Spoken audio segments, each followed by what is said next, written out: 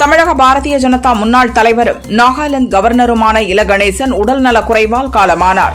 அவருக்கு வயது 80. பல்வேறு கட்சிகளின் தலைவர்கள் அவரது மறைவுக்கு இரங்கல் தெரிவித்து வருகின்றனர். அமெரிக்க அதிபர் டிரம்பும் ரஷ்ய அதிபர் புட்டினும் இன்று அலாஸ்காவில் சந்தித்து பேச உள்ள நிலையில் இந்த சந்திப்பில் எந்த ஒப்பந்தமும் கையெழுத்தாகாது என ரஷ்யா அறிவித்துள்ளது.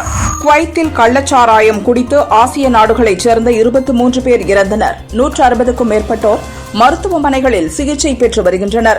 இறந்தவர்கள் மற்றும் சிகிச்சை பெறுவோர்களில் அதிகம் பேர் இந்தியர்கள் என தெரியவந்துள்ளது. டெல்லியில் முகலாய பேரரசர் ஹுமாயூன் கல்லறையில் உள்ள தர்காவின் மேல்கூரை இடிந்து விழுந்ததில் 5 பேர் இறந்தனர். 11 பேர் மீட்கப்பட்டனர். இடிபாடுகளில் சிக்கியுள்ள மற்றவர்களை மீட்கும் பணி நடந்து வருகிறது.